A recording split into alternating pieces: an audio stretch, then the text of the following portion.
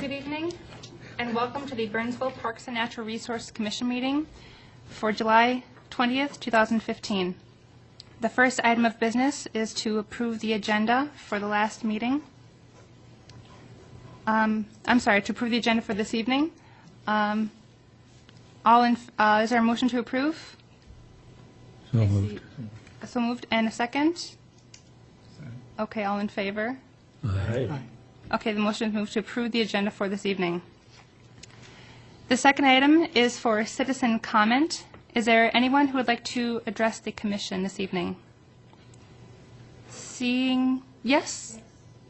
Okay, please approach. Right over here.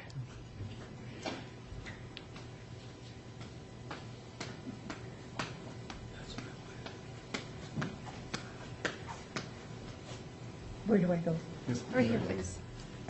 And then I disappear. And- Oh, I feel like I'm hiding. Okay, could you please state your name and your address for the commission? Okay, my name is Mimi Nachman. I'm at 3004 Wind Cave Court, Burnsville. We've been citizens of Burnsville for almost 50 years. And we've seen lots and lots of changes. And I used to be a member of this park commission for 15 years. When Paul Schooneman was mayor, when Ralph Clover was the head of the park department. And I think the subject tonight is partly the Burnsville, the Bicentennial Garden. And in 1976, it was really exciting here in Burnsville because they had whoever wanted to could get involved in Burnsville's present, in the past, or the future. And I got involved in the past and the future. The present became the fire muster, and still is. And I hope in your library you all have two books. The first Burnsville history book and the second one. I started reading this again, and I helped write this book, and it's really interesting. The Bicentennial Gardeners is mentioned in the newest book. And at that time, Ralph Clover was the head of the park department. And we decided we wanted to do something that would be here in the future of Burnsville, historical. And at that time, every park area was dedicated to athletics. There wasn't a single park that was just beautiful. So I'm the only remaining person here that was on that committee. Joan Akers was the landscape architect, Danny Tikash, and I worked on the plan, and Ralph Clover was very, very helpful. We used revenue sharing money and planned, we wanted a fountain. You know, we didn't know what kind of a fountain, but we wanted the sound of water. And they wanted to use rocks that were part of the geology of Burnsville. So Joan Akers came up with a plan. It didn't exactly materialize the way she had planned it, but it's close, and we are very grateful to the Sweet Sioux Garden Club because they do all the weeding and planting that we used to do.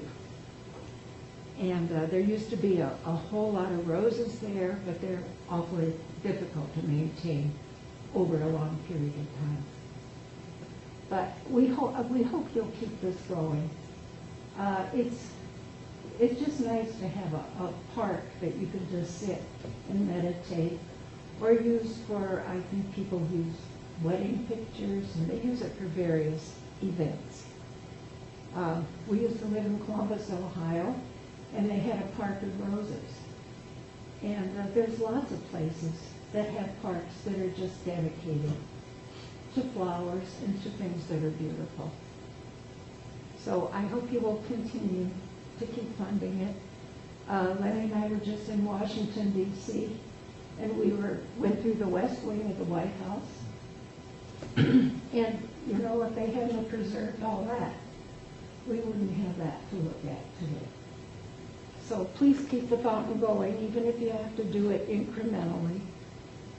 But keep it going. I think it's worthwhile having. And thank you for listening. Thank you very much for your comment. Are there any other citizens that would like to comment this evening? And we will be covering more information about the Bicentennial Gardens in a later agenda item if anything else is left to be said about that. And if there's no other additional comments, we're going to move on to the third item of business, which is the approval of the minutes for the previous meeting on June 1st. Commissioners, is there anything that you would like to add to the minutes from the last meeting? Any changes? Okay, seeing none. Any from staff? Nothing from staff. Okay, motion for approval. So moved. Okay, all in favor? Aye. All opposed? Seeing none, the motion is moved. The fourth item of business is to review the application for a lot width variance at 990 Pershing Circle, and to speak about that, we have Daryl Jacobson. Thank you, Madam Chair, Commissioners. My name is Daryl Jacobson, the Natural Resource Manager here at the City of Burnsville. I also want to mention that Deb Garrows, City Planner, is here to help answer questions if you have any. I'll give an overview of the application, and then at the end, we'll obviously stand for questions. So the application is for 3 lots located on Crystal Lake, 3 current lots of record, to be combined and then divided into 2 new lots. These lots, as I said, are located on Crystal Lake, and they are within the Shoreline District, which makes up an area within 1,000 feet of the shoreline of Crystal Lake. The ordinance states that lots need to be 75 feet in width, located at the 30-foot setback from the front of the lot, and also 75 feet back from the ordinary high water mark. And you can see, just for reference, where those lots are located, and some of the surrounding lots, what they look like. So here is a survey that the applicant provided of what potentially the 2 lots would look like. Again, the ordinance requires a 75-foot width minimum, and what they're proposing is to have one lot, parcel A, to be 73.5 feet in width, and parcel B to be 73 feet in width. Just some details on the ordinance that the city has.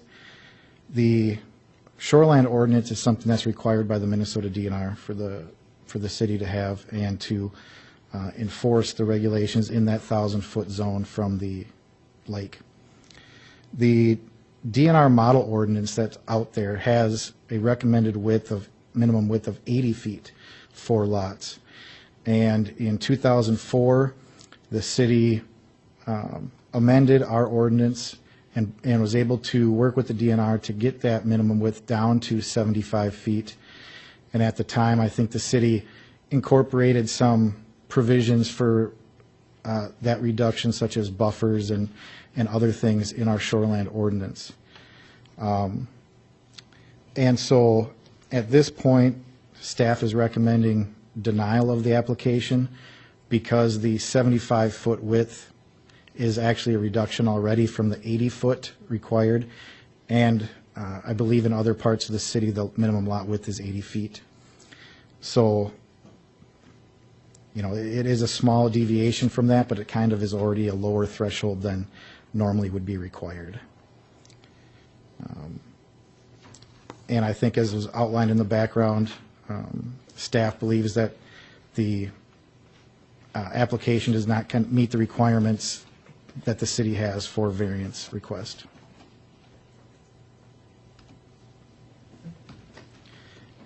And with that, stand for any questions that you have. Yes, thank you. Commissioner, questions and comments, please. Yes, Commissioner. Is the only deviation from the Burnsville requirement the lot width? At this point, it is, because they're just looking at combining the lots and dividing them. So there is not a plan up for review on, a house being built or something. This is just strictly dealing with the lots. Is that correct? But other requirements that you alluded to, like the buffers, would be met by the proposed lot redivisioning? Well, when an application comes in, then all those things would be up for review Okay. as to, what the requirements are for the house actually being built and being put in. Currently today, it looks like we are not in compliance with the 80 feet. Can you give some history as to that? It looked like there were 3 lots, each 50 feet.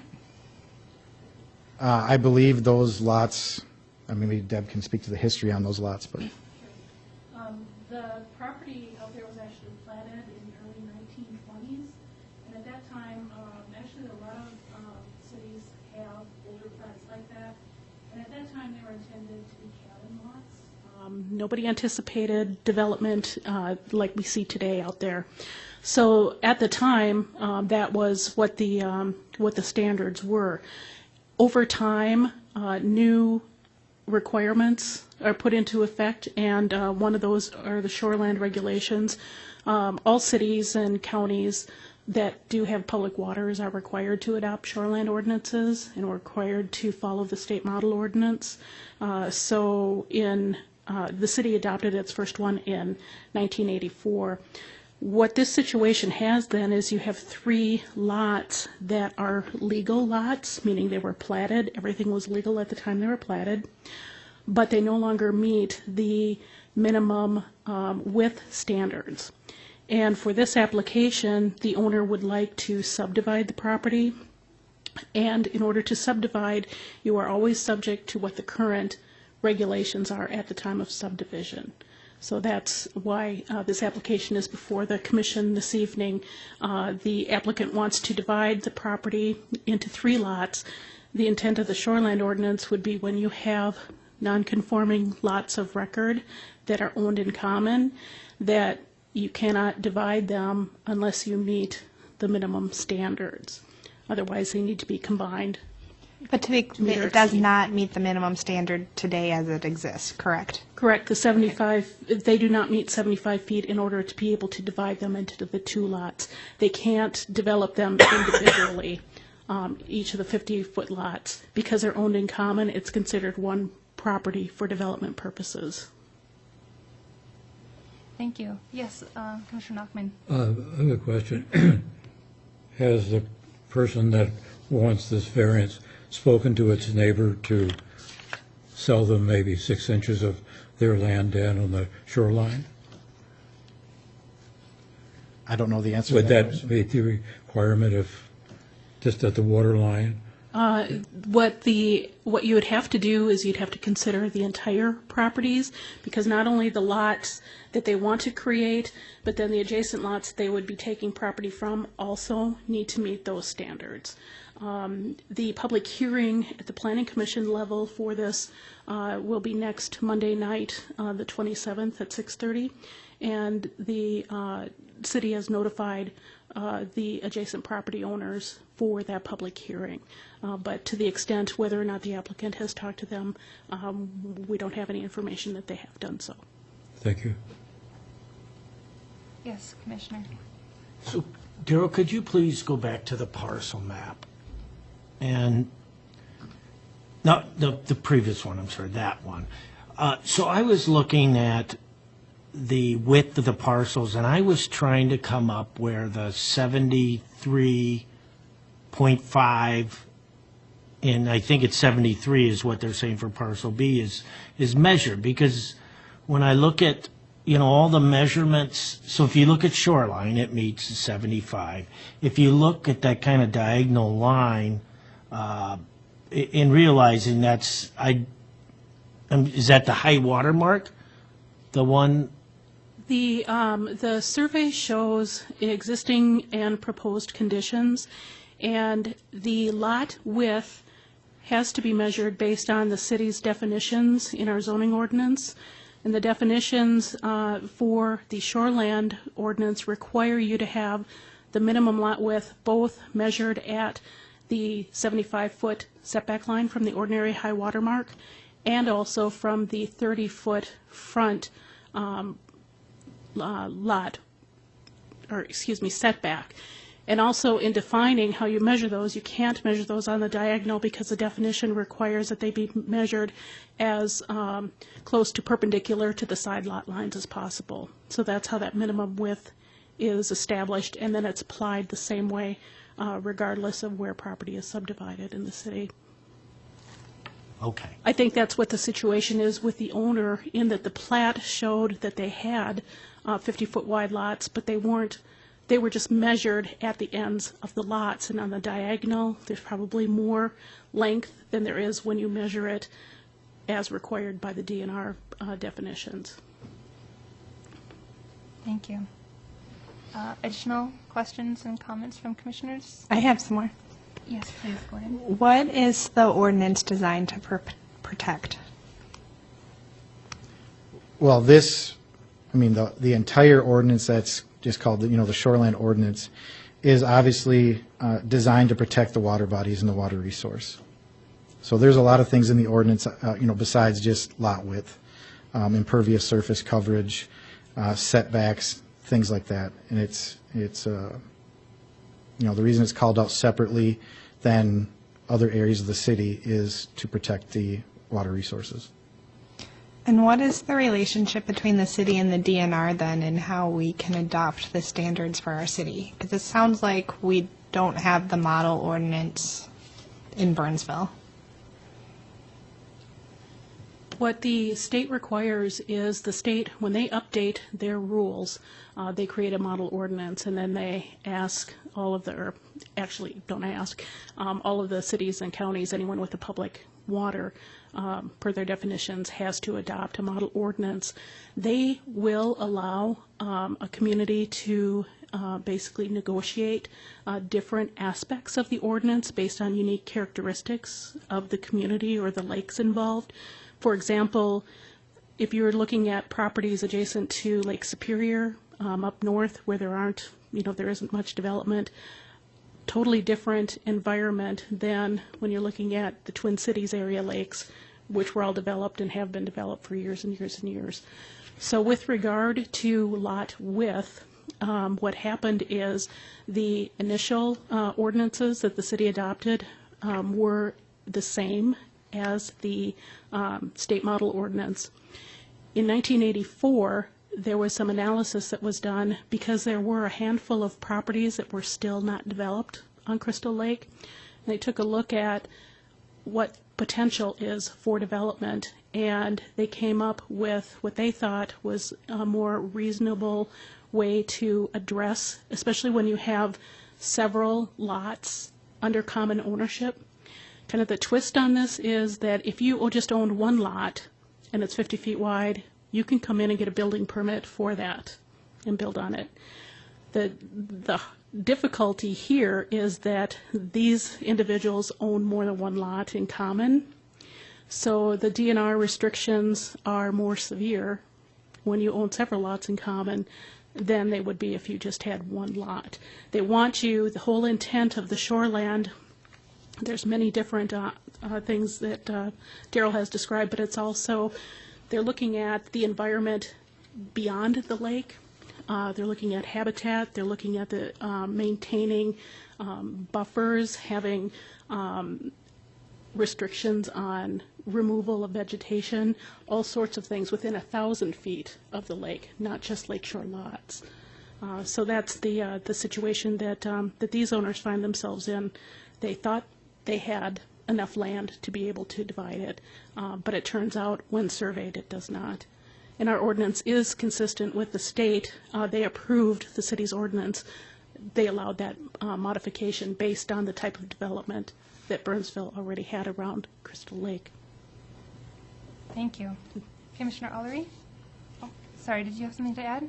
Madam Chair, Commissioners, I would just, one of the intents of the shoreland regulations are to protect the aesthetics of the lake. So when people are using the lake, what do they see?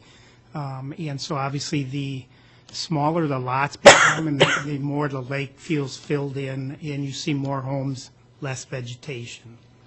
What are the structures on the lots today?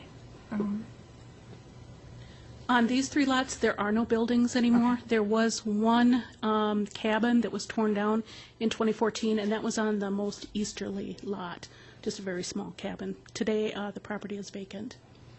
Okay, we're going to go back again to Commissioner Ullery. So I have a comment and then followed by a quick question. My comment is when you look at the lot size, lot parcel size aerial photograph, and what the square footage of these 2 lots are going to end up, if you look at the area, and I realize not directly adjacent, but there's much smaller lots with some relatively large homes on it. So that was one of the observations I made and comment I wanted to provide. But also, I'm interested in if you've had any additional variances and requests of variance in the past, and how did the city recommend those going through or not? Because I guess it's that slippery slope. Yes, it's a couple feet, but if you do set that precedence, then are you going down that? Then it's another couple feet. So if there's any history that you can share with us. Certainly. In terms of variance, the process for variance is outlined in state statute. And in order to grant a variance, there needs to be a finding by the City Council that there are practical difficulties associated with the property and that the request is reasonable. Practical difficulties are things that are unique related to the property itself, that make it unique from the rest of the neighborhood or similarly situated properties. That practical difficulty standard is hard to meet with this application because the applicant owns 3 lots. They can build one building on the property as it exists today. It's been used the past umpteen decades for one residential unit. And the only thing that really creates the practical difficulty is the desire to divide it into 2. And the state law is that economic considerations alone cannot be the basis for granting a variance. So that's the difficulty we get into here. We did look at this neighborhood in terms of when the various properties were developed. The vast majority of the properties were built before the Shoreland Regulations came into effect, so they are also existing legal non-conforming. There have been a few properties that have been built since then. I did not look up the variances for those. That is something that we could look up and report to for Planning Commission and City Council. It would not surprise me if there are some variances within the Lindale Beach project, either for setbacks or something of that sort. Thank you. Thank you. Commissioners, additional comments and questions? All right, I would also like to, as a commissioner, state my position and urge my fellow commissioners also to deny this proposal because if the variance does go against, I feel, what has been stated. It's in opposition to the integrity and the intention of the DNR model ordinance. It's not in the best practices and what is would most benefit the water resources and the environmental situation of the lakeshore and the surrounding area. Greater development and subdivisions are just probably, as a general rule, not ideal for environmental situations and improving water quality. So that's my position.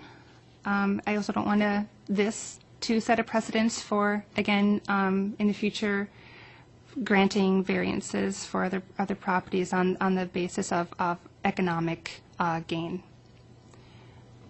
So if nobody else has anything else to, I just wanted to add to that, too. okay, yes, I know, Commissioner? yeah, in the past couple of years, we've looked at a couple projects that the city's done, whether it be Whitney Pond, or we just talked about the underground filtration sediment that we approved. All that is to take out and increase the quality of the water, and so adding this extra lot kind of goes against what we've just already approved millions of dollars on. I agree, thank you. I have one more question. Yes, So Commissioner to- Tildren. Today, could she build 3 properties? So, okay. No, they would only be able to build one. They need the variance in order to be able to subdivide the property into 2. Do they have an option to sell each of the individual lots? No, the ordinance is written in the state law is that if the properties have been held in common since the ordinance went into effect, then you have to meet the minimum standard, which is the 75 feet. To sell, okay. Correct. Yes, looks we have a comment from, a citizen comment? Okay. Would you like to approach, and please state your name and your address? My name is Kurt Anistvid. I live at 850 Bluebill Bay Road. Lived in Burnsville since 1971 and on Crystal Lake since 1984. I served as the president of the Crystal Lake Improvement Association for 25 of those years, and during that period of time helped write this ordinance that's in effect today, the Shoreland Ordinance. And I need to inform you there is no hardship here on this property. We did not create a hardship. She's under no hardship. You know, Marlis Johnson knew what she had here. We went from 80 feet down to 75 feet. So improved her likelihood that she might get 2 lots out of here. But never did we create a hardship. And we should not approve this under the theory that they're 2 feet short or 1.5 feet short or 6 inches short. It should not be approved when it doesn't meet the 75 feet. That's what the rule is today, and we created a better and more likely chance of somebody developing. Now, at the time, we knew that there were probably only one parcel, and that's Tim Manning's on the lake, that could ever have been expanded into more than one. And he sits next door to this lot and is vehemently opposed to dividing this in 2. Again, remember, no hardship was created by you guys, the city, by anyone in this circumstance. Please deny this. Thank you for your comment. If there's nothing further, is the commission ready to make a motion for denial of this application? I think that's what we're looking for. We want to Yes, we approve need the a- denial? Yes, we need a recommendation to city council. Okay. And the recommendation from staff is to deny the variance proposal? That is staff's recommendation. Okay, do I have such a recommendation? I'd like to make that recommendation. Okay, and a second? Second. All right, all in favor? Aye. Aye. All opposed? Aye. Nay. Thank you. And on that count, the motion is passed for the recommendation to deny the variance proposal. Thank you. Thank you for your presentation and your time, Darrell Jacobson. Moving on to the 5th item of the agenda tonight, review the Bicentennial Garden Fountain renovation project plans.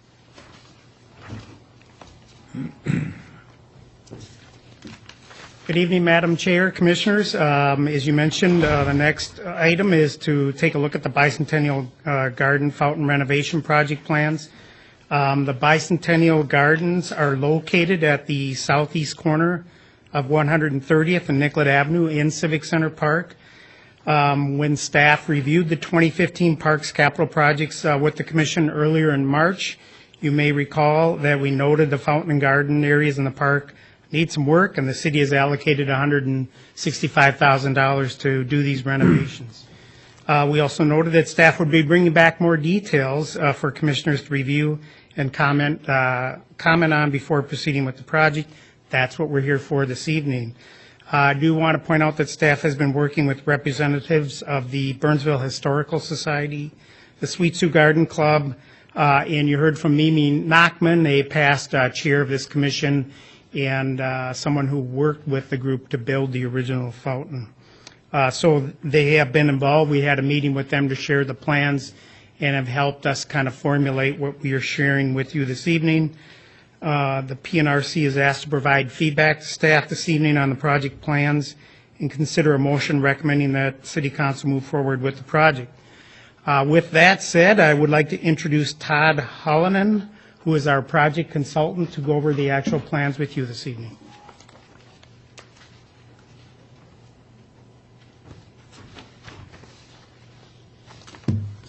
Good evening, Madam Chair, members of the Commission. My name is Todd Hallinan. I'm with Kimley Horn. I brought one of my work partners here, Mitch Workman, also from Kimley Horn. We've been doing work with the city for a little over 12 years now, and I want to say I'm honored that we are being part of this project. It's historical. It's very important for the city. So again, we appreciate being part of this. The intention tonight is to walk you through the process, where we're at in the design right now, having worked with the city up to this point to get a concept in play and then start looking at costing and some of those things. And so we just thought this would be a good time to be able to get with you and get some feedback and let you know where we're at with things. The discussion points, we'll talk about the background, some of the existing conditions, the phasing. What we're going to be looking at is the design phase 1, which really includes the fountain, the landscaping around it, and then a few of the details, and then talk to you about the schedule.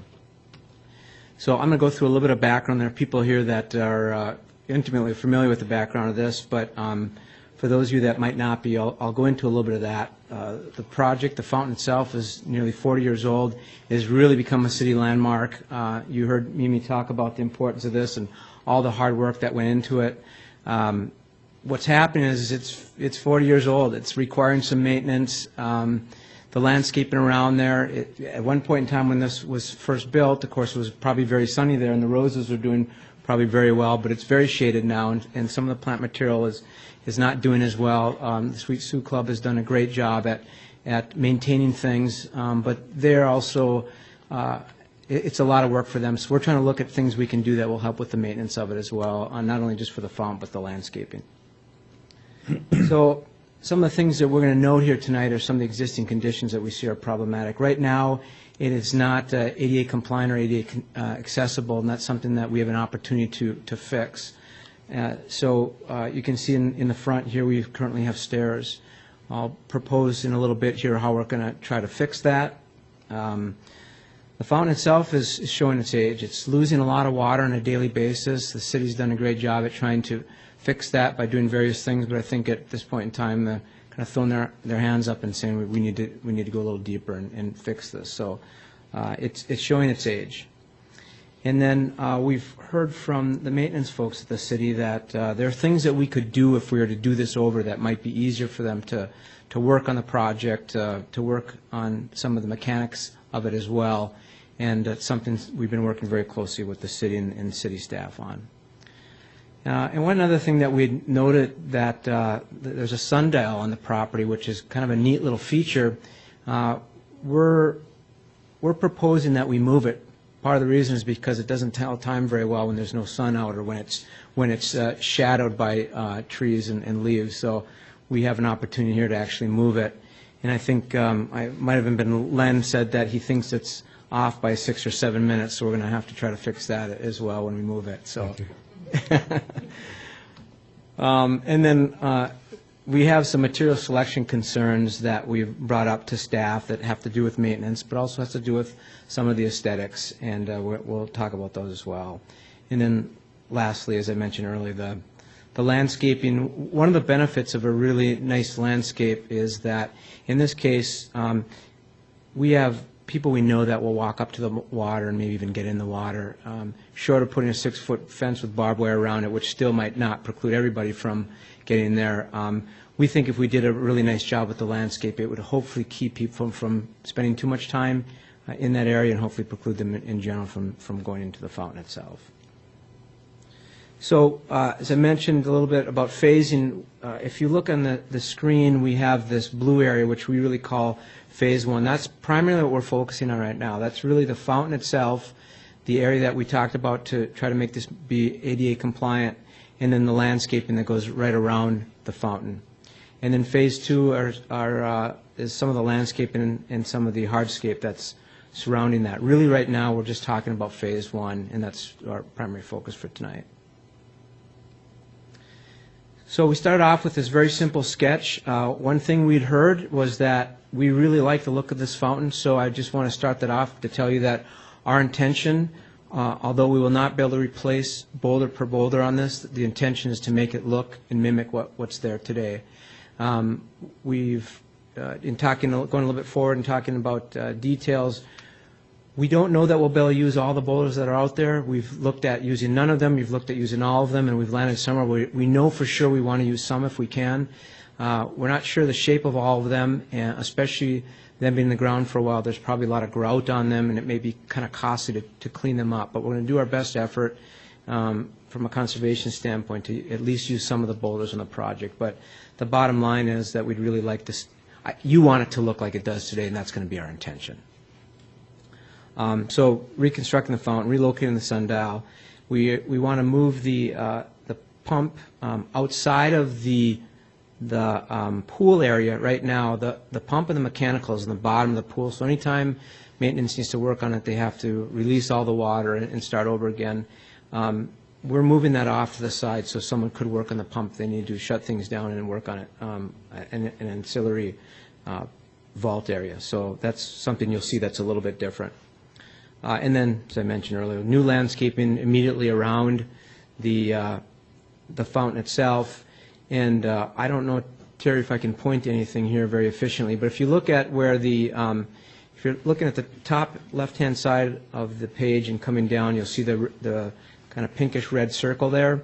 Currently, right now, that is a raised planting area, and what we're suggesting is that sidewalk coming from the intersection of 130th and Nicollet, it could literally be a sidewalk that comes at grade all the way, and we can then eliminate those stairs. So that would be our ADA compliant access to the site itself. And we're not going to eliminate the planting area, but we're suggesting right now that it probably would not be a raised planter area, but that's where we could put the sundial. And I know that there's a lot of work that happens out there, and there was talk about maybe minimizing some of the annual bed. So whether or not that's an annual bed or a perennial bed, our idea would be that it certainly would be plants that we know would do well, that would be some of them sun-loving, some of them that would do well in the shade and be flowering at different times of the year. But right now, our intention is to minimize the amount of annuals that go in there because we think that money and time could be spent elsewhere. But that doesn't mean if we wanted to have one area that was really the focus area, that we wanted to have something that was very vibrant with color. I mean, that frankly could be one of those areas. So this graphic here, so we've gone from this hand sketch to try to get some ideas down on paper to work with staff on and get some feedback, to now starting to bring things a little bit further along and start looking. This is a section. If the left-hand side there is really kind of that Nicollet corner and moving all the way to the site through the fountain, all the way to the landscape in the back. This was really just to give you all a sort of a snippet of what that might look like if we were to draw a knife through there and look at the section of it. So one of the things you'll notice if you look closely, you'll see this dashed line, and that's the current situation right now of the sidewalk coming up to the site. It does drop down and then goes back up again. And so, as I said earlier, we were looking for an opportunity to minimize any kind of barriers, and this would be one of them, how we could get people to the site and be, again, ADA compliant. This is just a really quick section. We have structural engineers on staff that are looking at this, and one of the things that we're obviously trying to avoid is losing water, and we think one way they could be losing water today is just because the concrete pool is old, it's been repaired, but also we know that there are pipes that are probably losing water, so we're looking for opportunities to minimize that happening over time and using materials that we know are long-lived. But we're also looking at backup plan. If there was a problem, is there a way we can fix this without having to take the whole thing down and starting over again? So some of our structural engineers are helping us with some of those ideas and those thoughts. So you can see, if you look at the major points here, we're trying to reconstruct the fountain with the same size and appearance, and we'll mostly new granite field boulders, but we're going to try to use some of them that were there. An idea that we came up with when we met was actually to take maybe the largest boulder and put in place right where the sundial is today, which is right in the front, and maybe come up with a plaque that would talk about maybe the history of the fountain itself and how it got there and the date, just to make sure everybody remembers that. And that seemed to be well received by staff, and I think other members that day agreed with that. And then we'll maintain the four sources. Maybe if you don't know, there's one major source in the top, and then there are three small pools in the granite itself that water comes out of. So that's really the four sources of water today. And our intention is to continue with that. Our plan is not to change that. And then we just thought when we start moving through some of these details, we now need to look at plants that are not just sun-loving, but also shade-tolerant. And in some areas, they certainly do get sun, but we have to have a mixture. So we're looking for something that's more colorful, that's lower maintenance, and as we note here, minimal or no annuals, depending upon certainly what folks would want in that in the long run. And then we just started looking at plants that we've used in other projects we know that do well, looking for color really as much as we can get from early spring all the way into fall, and things that we might expect to see in the garden, some of these things that we already see out in the garden, and so it certainly would make sense to continue with that. And this is our beginning list, and we're looking for input, and we'll work through city staff and anybody that may have an opinion on this, but we just wanted to start with this. So if you were to ask me, Todd, are we using all these or any of them, I would say we're going to look at these here, and we may add a few and we may delete a few out of here, just depending upon when we get towards the end here. And the schedule itself, we're going to start with the fountain and the mechanical part this fall, and hopefully we'll be blessed with a longer fall season and get things in, at least in the base part, and then in the spring, as soon as we can get in there, we'll start getting the rest of it prepped and getting the landscaping installed. So certainly I would open up for any questions that anybody would have. Yes, Commissioner Nachman? I'd just like to go back to the issue of annuals in the garden. The display that you showed, mostly perennials, and which is typical of a lot of the gardens around Burnsville, the Ames Center and all that. The thing that makes the Bicentennial Garden blossom is the color.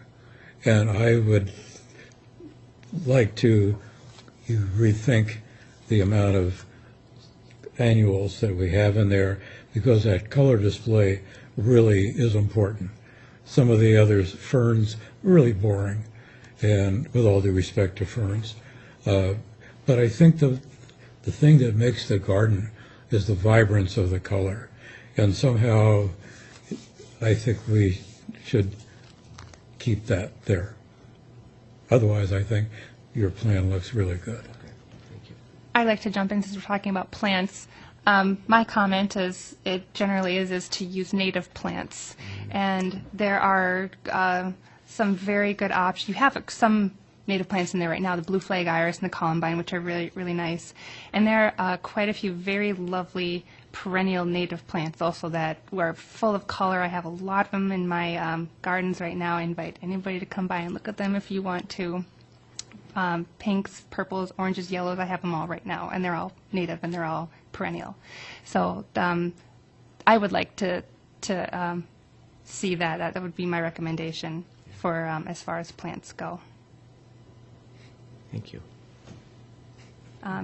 Yes, Terry. Madam Chair, I want to make sure we thank the Sweet Sioux Garden Club. They are the group that helps put the annual flowers in and keep them up, and so we plan to keep working with these groups as we develop the planting plans, and we'll take as much of their time as they will give to us to help maintain those annuals. The other thing I want to point out is staff has received at least one letter, and I've probably gotten 2 or 3 calls over the last couple of years, residents saying, please keep the mostly children, out of the Bicentennial Fountain. And we have added signage to help accomplish that, and hopefully the park patrons will kind of reinforce the rules. We don't have a staff member there to do that. But we have stopped short of fencing off the fountain, and staff is not recommending that.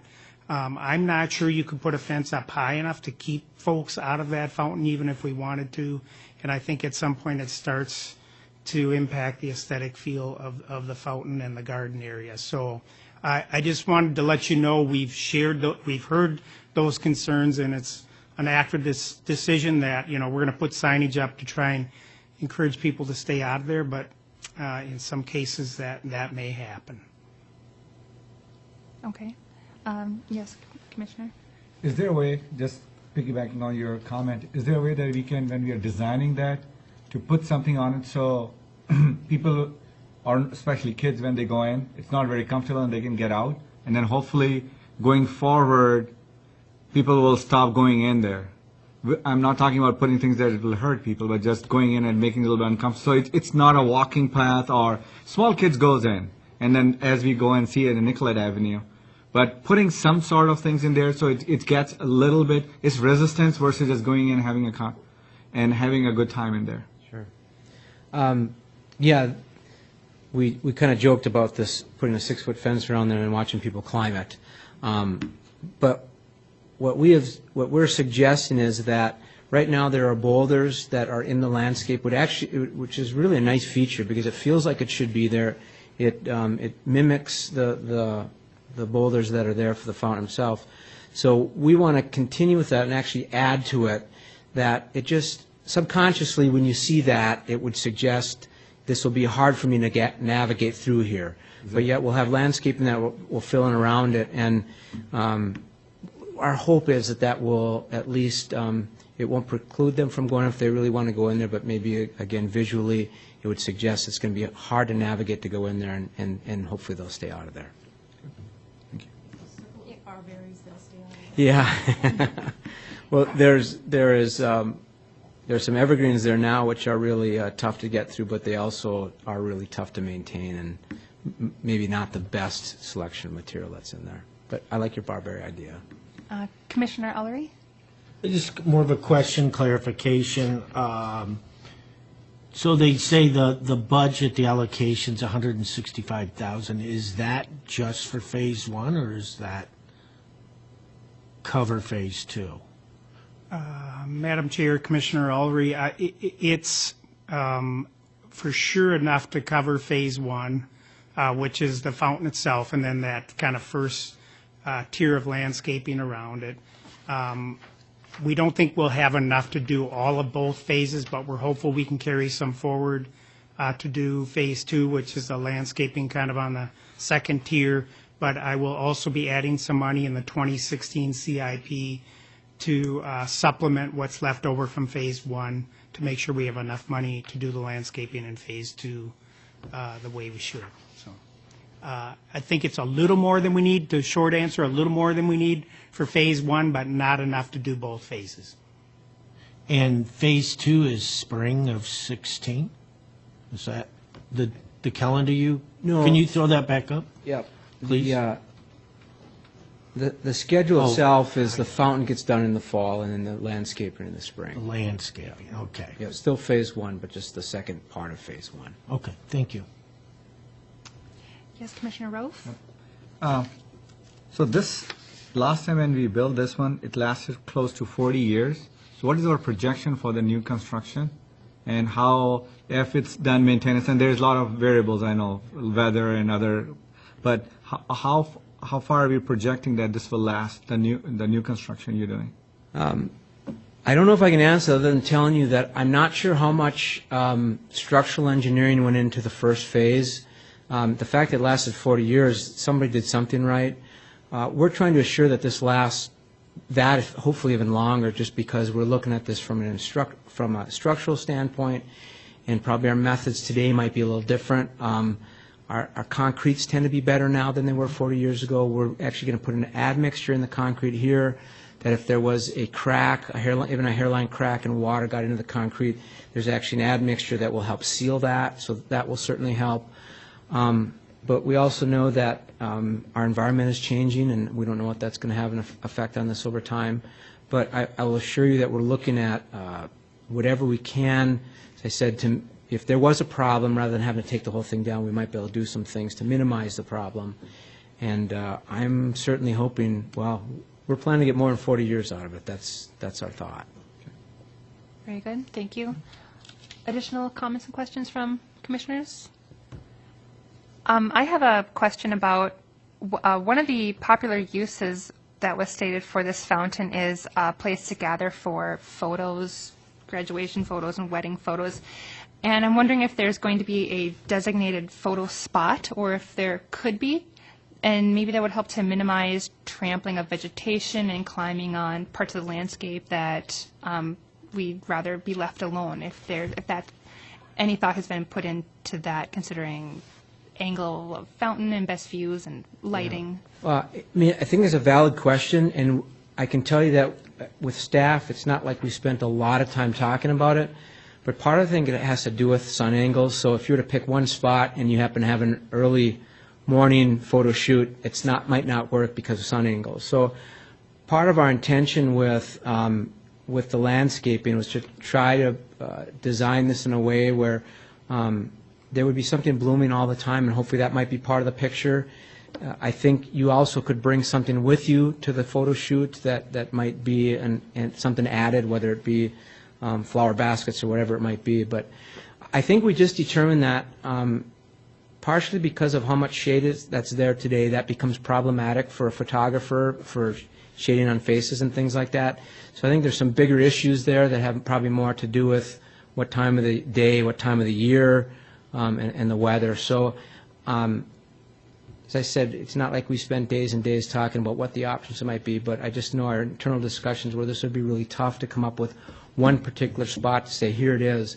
And what we determined was it's really kind of about the fountain. Otherwise, they'd go to a park or somewhere else that they might be able to have a better sun angle or what have you. So I think we're just going to leave it at that. I don't know what else to add to it other than Commissioner Lent's comment about having additional annuals in there, and maybe that's it today. Right now we've got the sundial with the geraniums, I think, around there, and maybe that's just all geraniums now that we've eliminated the sundial, at least in that spot, and moved it out. But there'll be enough room walking all around the fountain for people to select a spot to stand absolutely. in without trampling the landscaping. Yeah, we will not change the dimension of the green, the turf area that's there today at all. It's the same footprint that you see today, the pool and the landscaping area. Okay. Yep. Thank you. Yes, Commissioner Nachman. Just one comment that this fountain was the first piece of public art in the city of Burnsville. And since this has gone up, them and many other things like the park, Nicholas Commons Park, in itself is a work of public art. And so I think maybe the fountain, which the newspaper lady described as a pile of rocks, is that right? Yeah, that it'll never look pretty. It's been there. And I think this is a place where we've had, I don't know how many weddings. It's beside the glass pictures and things like that. But it's an opportunity to have not a real small area, but not a real big area where people can come and sort of talk to each other and have special occasions there. Yeah. Madam Chair, one of the things that maybe I failed to mention is, and part of the second phase is we're going to look for places to infill with plants that might start do better now with more shading. And that doesn't mean that they'll all be flowering, but there may be some flowering plants and certainly different textures and colors as the background. I think that will help too when you start talking about setting up places to take pictures for special events and weddings. Okay. That sounds just about right. Okay. Thank you. Sure. Are there any other questions or comments from commissioners? Seeing none, it looks like we are looking for a motion recommending that the City Council move forward with the project and approve the plans and specifications as presented and order the advertisement for bids. Do I have such a motion? So moved. Second. Moved and seconded. All in favor? Aye. Aye. All opposed? Seeing none, the motion is passed. Thank you for your time and presentation. Thank you, appreciate it. That brings us to our sixth item on the agenda this evening, which is miscellaneous. Commissioners, just want to make a note that your commission meeting originally scheduled for August 3rd, has been moved to Monday, August 17th. City Council will need to hold their meeting that evening so that on Tuesday night we can have the Night to Unite program that we've done every year here in the city of Burnsville. And then the other thing, I would also like to welcome our newest youth commissioner to this commission, Alex Nunn. He's joining us tonight. It's his first meeting. So thank you, Alex, for representing youth in Burnsville. Appreciate that. Thank you for being here, Alex.